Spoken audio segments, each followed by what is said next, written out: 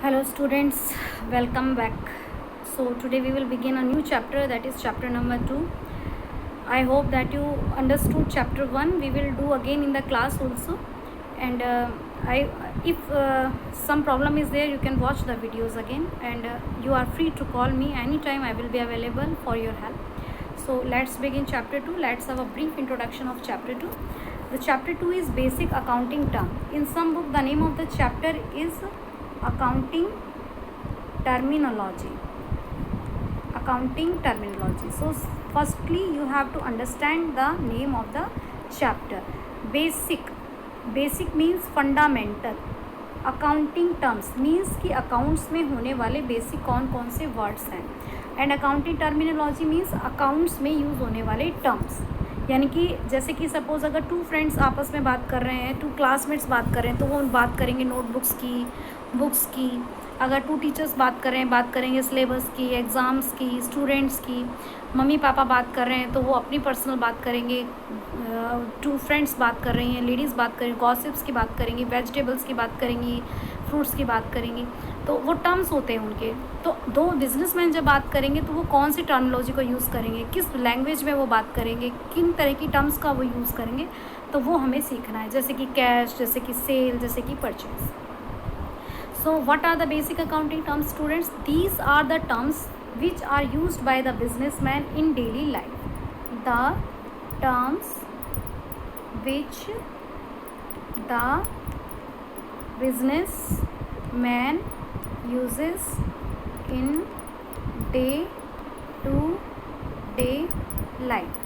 जो day to day life में businessman in words को यूज़ करता है वो अकाउंटिंग टर्मिनोलॉजी होती है. So let's have a look क्या क्या टर्मिनोलॉजी हैं.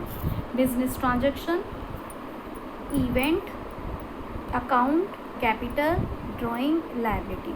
We will do today up to liability. So let's have a look. First, business transaction. So what is business transaction बेटा? Business transaction and economic activity. Business transaction क्या है? एक economic activity है. Business transaction is an economic activity. अब आपको यहाँ पे understand करना होगा that activities are of two types, economic and non economic. Economic जो आप मनी अर्निंग के लिए करते हैं, नॉन इकोनॉमिक जो सेल्फ सेटिस्फैक्शन के लिए करते हैं और मनी अर्निंग के लिए नहीं करते. तो बिज़नेस ट्रांजैक्शन एक इकोनॉमिक एक्टिविटी है. हमारा इसमें पर्पज़ है कि हम इसको प्रॉफिट अर्न करने के लिए, पैसा कमाने के लिए ही कर रहे हैं. So business transaction is an economic activity that changes financial position. Business transaction is an economic activity that changes financial position. अब ये फाइनेंशियल पोजीशन आपका चैप्टर 1 में आया था. फाइनेंशियल पोजीशन की जब भी बात करेंगे we will talk about 3 words: assets, liabilities and capital. So whenever business transaction will take place, the changes in assets, capital and liability will be there, and these 3 words are known as financial position. Okay, because business में जितने भी सामान होते हैं उन्हें हम assets बोलते हैं, और इन assets को हम दो तरीके से परचेज करते हैं. बिजनेसमैन या तो अपने मनी से करेगा या बोरोइंग करके करेगा. Assets is always equal to capital plus liability.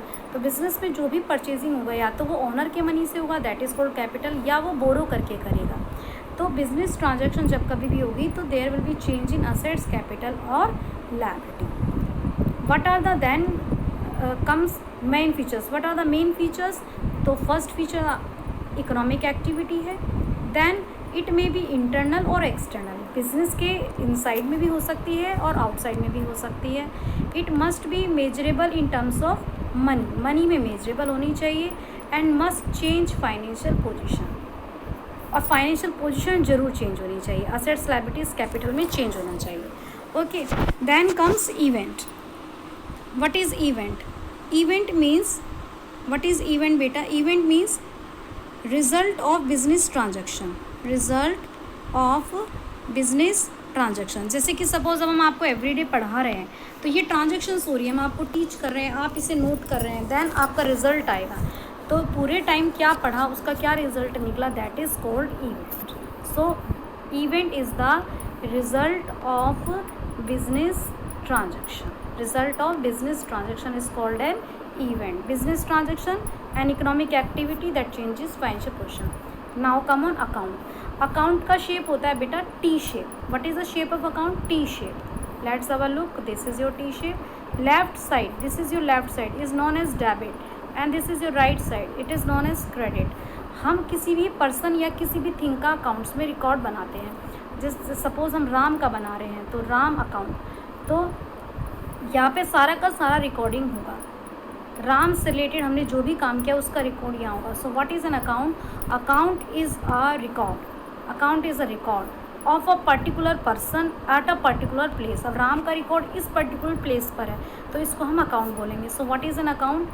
Account, it is a record of all business transaction, सारी business transaction relating to a particular person और अ थिंग. एक पर्सन या एक पर्टिकुलर थिंग से रिलेटेड ट्रांजैक्शन का एक ही जगह पे रिकॉर्ड होना, उसको हम अकाउंट बोलते हैं. Account is a systematic record. Systematically हम इसे प्रिपेयर करेंगे, आगे बनाना सीखेंगे अकाउंट कैसे बनाते हैं. And where we will prepare the account? We will prepare the account in ledger. Then comes capital. Capital is the, क्या होती है capital? It is the amount invested by owner in business. Invested by owner in the business.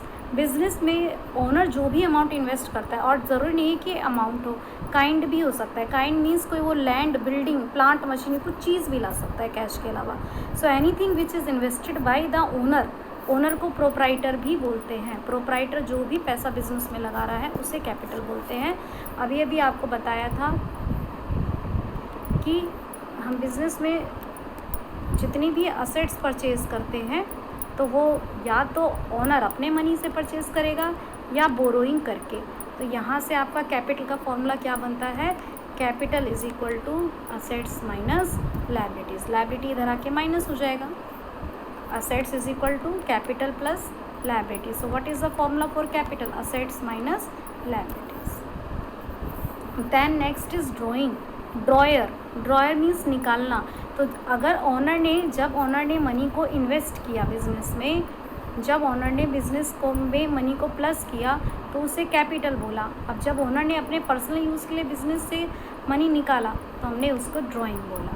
तो कोई भी money businessman ने अपने personal purpose के लिए विड्रॉ कर लिया, उसे ड्राइंग बोलेंगे. Any amount withdrawn bye owner और एनीथिंग, सपोज़ कि किसी अपने बच्चे की फ़ीस उसने उस अमाउंट से पे कर दी है बिज़नेस के फंड से, तो वो ड्राइंग होगा. बिज़नेस में बिज़नेस का ओनर और बिजनेसमैन दोनों अलग होते हैं, और इसीलिए जब वो मनी इन्वेस्ट करता है तो तब कैपिटल के नाम से होता है, और जब मनी विड्रॉ करता है तो ड्राइंग, उसका भी रिकॉर्ड होता है. Then comes liability. Liability means borrowings. Liability means borrowing, यानी कि बिजनेस ने कुछ लोगों से मनी उधार में लिया हुआ है. Liability means amount due to others. अब लायबिलिटीज़ टू टाइप्स की होती हैं. इंटरनल लायबिलिटी, जो बिजनेसमैन को बिजनेस के अंदर देनी है, जैसे कि कैपिटल. कैपिटल ओनर ने लगाई है, बिजनेस का इंटरनल यूज़र होता है. और एक लायबिलिटी होती है एक्सटर्नल, जो बाहर वालों को देनी है, जैसे कि हो गए सप्लायर. तो internal liability which the business has to pay to inside people, and external liability which the business has to pay to outside people. Then again liability on the basis of time period are of two type, short term and the long term. If you have to pay the liability within a period less than 1 year, अगर 1 year से कम में पे कर रहे हैं तो liability is called short term. इसमें कुछ exceptions है, 12th में पढ़ेंगे. And if you are paying the liability for a period more than 1 year, then it is called long term liabilities. I have given you the notes with this, you can study. Business transaction, it is an economic activity that changes financial position. Then event, the result of business transaction. Then account. Account is a record of all business transaction of a particular person at a particular place in a book called ledger. Then we have discussed about capital, amount invested by proprietor. Formula: capital is equal to assets minus liability. Then drawing, any cash or any value of goods withdrawn by owner for personal use, or any private payment, कोई private payment, बच्चे की fees अगर business के fund से भर दिए तो drawing में काउंट होगा.